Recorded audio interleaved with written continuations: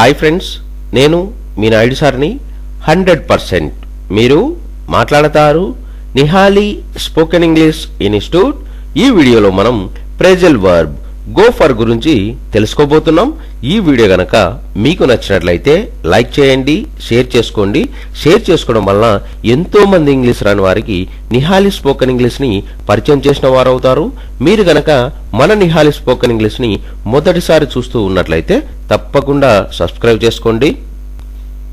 Phrasal verb go for.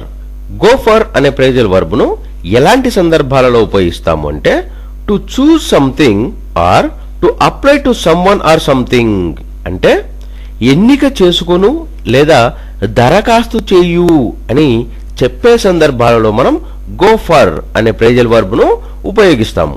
Example తీసుకున్నట్లయితే I go for coffee. నేను కాఫీకి వెళ్తాను. Phrasal verb go for.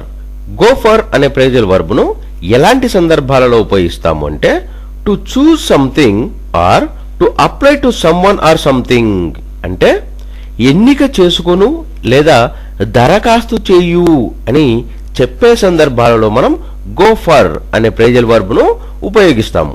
Example తీసుకున్నట్లయితే ఐ గో ఫర్ కాఫీ. నేను కాఫీకి వెళ్తాను.